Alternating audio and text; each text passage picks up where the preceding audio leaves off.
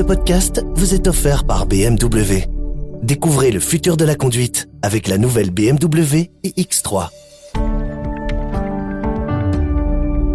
Il est belge et à l'âge de 18 ans, il est parti vers New York en 1985 avec $100 en poche. 10 ans plus tard, il ouvrait son tout premier restaurant là-bas, avant d'inaugurer une douzaine d'autres établissements. Aujourd'hui, il partage sa vie entre les États-Unis et l'Europe, où il a ouvert à Bruxelles son cocktail bar il y a tout juste 2 ans. Bonjour Yves Jadot. Bonjour Frédéric. Alors je sais que vous n'aimez pas trop cette expression, mais vous l'avez quand même vécu, ce rêve américain il y a 40 ans. Bah oui, je pense que en effet je l'ai vécu, ouais. On peut dire ça. Parce que quoi, c'est le mythe du self-made man qui vous titillait. Pourquoi vous êtes parti et pourquoi là-bas et pour faire quoi ? C'est un coup de chance. J'ai eu un jour une opportunité de pouvoir partir travailler à New York dans un restaurant français dans la banlieue new-yorkaise et bon, à 18 ans, j'avais quitté l'école assez tôt. J'aidais ma maman dans son snack et je me suis dit pourquoi pas, j'aurais pas la chance 2 fois, donc j'ai décidé de partir. Et vous avez commencé vraiment au bas de l'échelle, vous avez commencé à la plonge, c'est bien ça ? Non, j'ai fait tous les boulots. J'ai fait la plonge à un moment donné quand il fallait. Je la fais encore d'ailleurs. Il m'arrive que si je vois qu'il y a des verres à laver, qu'il y a du monde, je pars en cuisine et je vais le faire, quoi. Donc ça me dérange pas du tout. Mais j'ai commencé comme ce qu'on appelle un serveur, boss boy d'abord, puis serveur dans un restaurant 3 étoiles. Et votre parcours, comment ça s'est progressivement organisé ? Parce qu'on débarque de manière plus ou moins légale, on se débrouille avec des petits boulots. Qu'est-ce qui fait qu'à un moment on se dit mais moi aussi je peux ouvrir quelque chose ? Oui, bon, ça a commencé. Je suis parti légalement au départ, puis j'étais illégal pendant quelques années. Et à ce moment-là, vous n'avez pas trop le choix. Il faut déjà trouver du boulot. C'est pas évident. Vous prenez le boulot qu'on vous donne. Mais j'avais toujours eu ça en tête. Je me souviens quand j'ai vu ma maman elle avait un petit restaurant Place Rogier. En été, elle partait en vacances 1 mois et j'avais à ce moment-là, je pense, j'avais 16-17 ans. Et c'est moi qui, avec mon grand-père, on s'occupait du restaurant. Et quand elle est revenue, directement, j'ai senti que c'était ça que je voulais faire, quoi. C'est peut-être pas un snack, autre chose, mais je voulais avoir mon propre établissement. Mais quand vous êtes parti, vous parliez anglais ? Ah non, pas un mot. Donc comment on fait pour après continuer à travailler et puis se battre dans cette jungle new-yorkaise ? Faut se trouver une petite copine. Et ça aide en général. Et après, j'ai appris l'anglais sous le tas. Au bout de quelques années, j'étais devenu manager d'un restaurant assez branché à New York. Puis c'est une personne il avait un bar et un restaurant, mais c'était le gars le plus branché de Manhattan. Et je suis devenu son directeur d'opération. À ce moment-là, je m'occupais de tous ces établissements. Et puis, je crois que c'était une dizaine d'années après, je crois que j'avais 28 ans, j'ai décidé de plaquer tout ça pour ouvrir mon restaurant, quoi. Ouais. Le restaurant, c'était plutôt un snack bar. Hein. Et qu'est-ce qui était le plus dur, justement, à New York, quand vous avez eu l'envie de lancer votre propre business ? Est-ce que c'était facile ou pas ? C'est plus facile qu'à Bruxelles. Non, rien n'était facile. Déjà, il fallait avoir on savait pas exactement ce que ça allait coûter. Ouais. Donc moi, j'ai mis toutes mes économies là-dedans. J'avais même pas assez d'argent que j'ai dû. Mon ancien patron m'avait offert une Rolex comme cadeau de départ, très beau cadeau que j'ai revendu. Ah ouais. Je vivais très bien à ce moment-là. Je gagnais très bien ma vie. J'avais une petite Porsche, mais elles sont toutes petites, que j'ai revendu aussi. J'ai tout, même ma femme pourra vous dire, les couteaux de cuisine sont partis au restaurant. La table de la salle à manger est devenue la table communale du restaurant aussi, parce qu'on était à court d'argent. Donc c'était sûr que c'était pas facile, surtout que on part d'un boulot qui est très... j'étais pas propriétaire, j'étais manager, je gagnais super bien ma vie. Et puis là, le premier jour où j'ouvre mon restaurant, j'avais 300 balles dans la caisse, quoi. Donc c'est tout ce que j'avais. Sacré coup de poker, quand même. Oui, très gros coup de poker, parce que j'ai pas pris 1 balle pendant 6 mois. j'ai pas pris un jour de congé pendant 6 mois. C'était des heures incroyables. Donc, c'est pas évident. Cette première adresse, ça s'appelait La Petite Abeille. Petite Abeille. Là, en français dans le texte. Oui. Et là, avec des plats typiquement belges, oui. Ça marche avec un coup de pub extraordinaire. Il faut le rappeler pour l'anecdote. C'est Leonardo DiCaprio qui vient dans votre resto et qui se fait photographier là. Voilà. Ça a été un vrai accélérateur. On avait déjà pris quelques articles qui étaient assez sympathiques, qui étaient très bons pour nous, bien sûr, dans la presse. Puis c'est sûr que quand DiCaprio est venu, Page 6 du New York Post, c'est comme si on dirait la dernière heure, par exemple, ils sont venus, ils l'ont photographié quand il est sorti. Et puis ça, là, c'est DiCaprio qui vient prendre le brunch chez vous, donc ça a bien aidé. Ça va bien. Oui, parce que là, on était au milieu des années 90. C'était juste après Titanic. Okay. C'est dingue. Et donc, avec ça, après, ça a plutôt bien marché pour vous, hein, c'est clair. À un moment, vous aviez une douzaine d'établissements, plus de 300 employés. Et donc, qu'est-ce qu'on se dit? I made it? On se dit jamais ça. Enfin, moi, je pense que j'ai toujours envie d'en faire plus. Ouais. Et j'ai toujours peur qu'un jour tout se casse la gueule. Donc, alors, bon, ça va, les affaires tournent bien, mais I made it. Non. Je sais pas. Faut rester modeste. Ouais, je pense, ouais. Alors, à un moment, vous faites le choix stratégique parce que vous aviez des restaurants, des bars à cocktails. À un moment, vous choisissez de ne prendre que des bars à cocktails, d'arrêter la restauration. Ouais. Pourquoi ce choix-là? C'est-à-dire que j'ai ouvert un bar, je vais pas dire par hasard. On avait notre premier bar à cocktail, Rainslow, c'était nos restaurants marchaient très bien. J'avais envie de faire un petit bar à cocktail. J'étais pas sûr qu'on allait faire du pognon. Je voulais juste essayer. C'était au début où les speakeasy commençaient à revenir à Manhattan, et donc il y avait une tendance. Oui, donc on a décidé d'en faire un avec un très bon produit, un très bon confort et un très bon service. Ça va marcher, ça va pas marcher, on ne sait pas. Pour finir, ça a cartonné. On a décidé d'en faire un deuxième, puis un troisième, et un quatrième à un moment donné. Puis après, on s'est dit, c'est quand même plus facile de faire des bars que de restaurants, parce que la Petite Abeille, ça me demandait des heures incroyables. Donc, je suis bien, on va... Ça a commencé un peu avant Covid, à ce moment-là, ouais.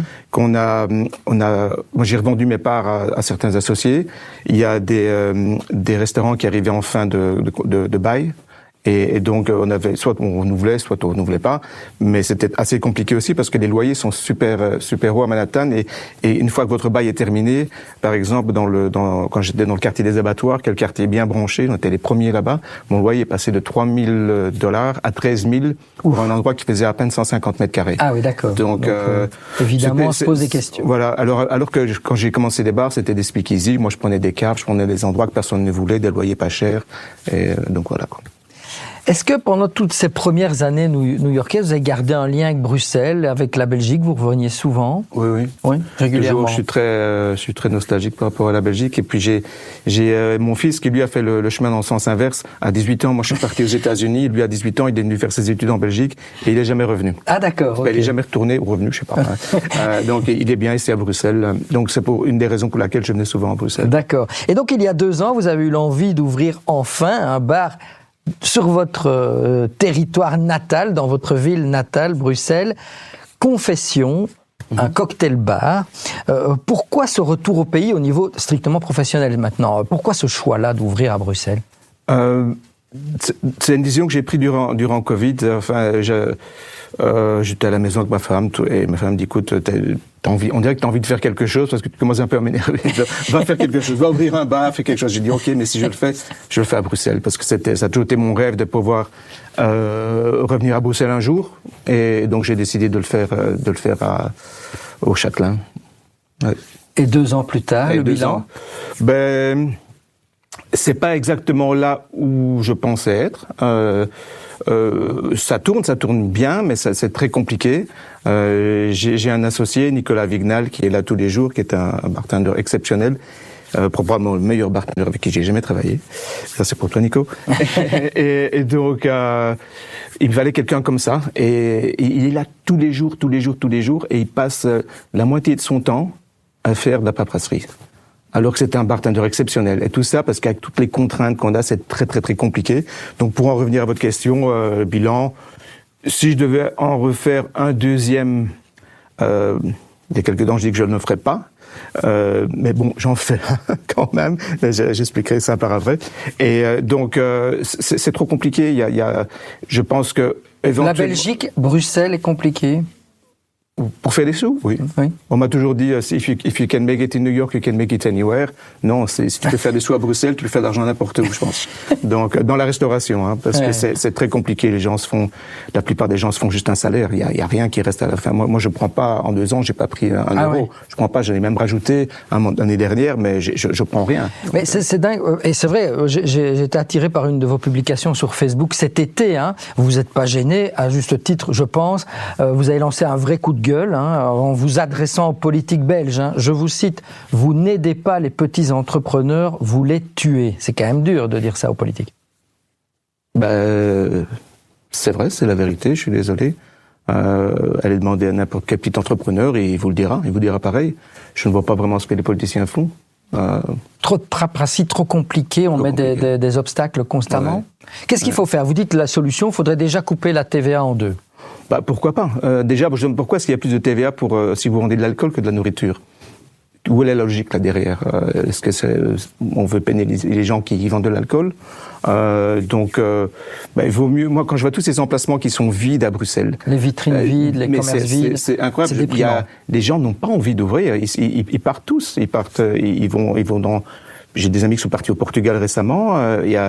Ils n'ont pas envie de rester en Belgique. Il y a aucun intérêt. Moi, tout le monde m'a dit, Yves, t'es sûr, pourquoi tu veux venir faire un bar à Bruxelles? Il n'y a pas d'argent à se faire.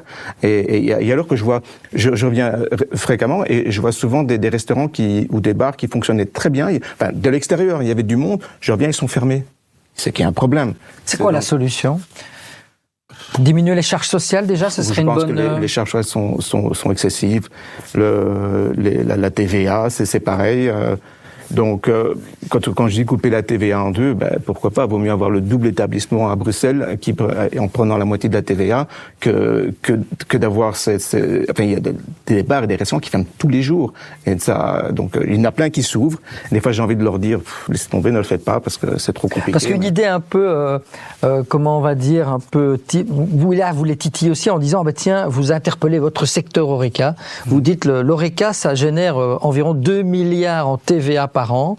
Est-ce qu'on ne ferait pas un gros coup de pression et on met tous ensemble cet argent sur un compte? C'est une boutade ou ça? Pourquoi pas? Je sais pas, moi j'ai fait ça un jour avec un de mes propriétaires qui avait des réparations à faire dans le bâtiment, il faisait tout traîner, etc. Et je dis moi j'arrête de payer le loyer, j'ai mis mon loyer sur un escrow account, je sais pas comment on appelle ça en français. Et quand il n'a pas vu l'argent arriver, il est venu faire des travaux. Donc je sais pas si... c'est une boutade, parce que ça ne se fera jamais. Mais il faut bousculer, il faut interpeller, et on est là aussi pour ça. On arrive tout doucement à la fin de cette interview, mais je voudrais quand même terminer avec justement ces nouveaux projets. Donc aujourd'hui, à New York, vous avez 5 cocktail bars qui tournent plutôt bien, un cocktail bar à Bruxelles, et là, Gand, maintenant, ça s'ouvre. Pourquoi Gand? D'un jour à l'autre. Pourquoi Gand? Le dernier bar que j'ai ouvert à New York, qui se situe dans le plus grand hôtel des États-Unis, il fait 60 étages, le propriétaire, c'est un Américain qui a fait sa fortune un peu grâce à la Belgique. Et il m'a contacté, il m'a dit, tiens, j'ai vu que tu avais un bar à Bruxelles, pourquoi t'en fais pas un à Gand? Je dis, à Gand, pourquoi à Gand? Il dit, parce que j'ai un hôtel aussi à Gand. Donc on se retrouve dans le Marriott, sur le Coronel, c'est un endroit fabuleux. Super. Qui va ouvrir d'un jour à l'autre. Et d'autres envies européennes? On a évoqué Monaco, Paris, Londres. À votre sujet, ça se fait? Il y a des possibilités. On a des gens qui étaient assez intéressés, surtout de faire venir... on a 2 bars à New York, Renslow et Deer Irving, qui sont assez reconnus. D'éventuellement faire un Deer Irving à Londres, un Renslow.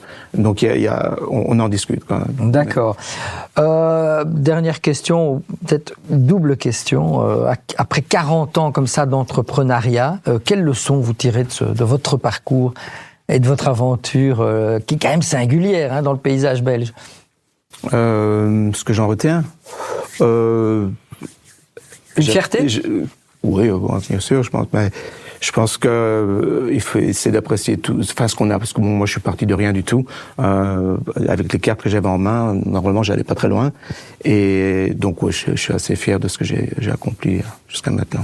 Toute dernière question. Si un jeune de 18 ans là maintenant vient vous voir et vous dit bon, il y a eu l'indexation évidemment, mais je viens, j'ai 500 €, j'ai 18 ans, je veux partir à New York. Qu'est-ce que vous me donnez comme conseil? Qu'est-ce que vous lui répondez? Il y a encore 10-15 ans, aujourd'hui, oui, bien sûr, je vais pas me le conseil donner.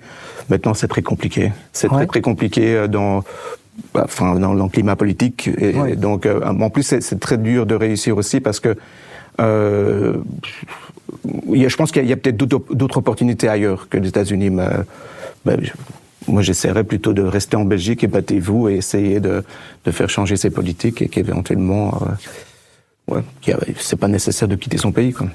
Ce sera le mot de la fin. Merci beaucoup, Yves Jadot, d'être venu nous parler de votre très belle aventure entrepreneuriale aux États-Unis et qui se poursuit en Belgique. Yves Jadot, Restaurant Group, c'est dans la boîte.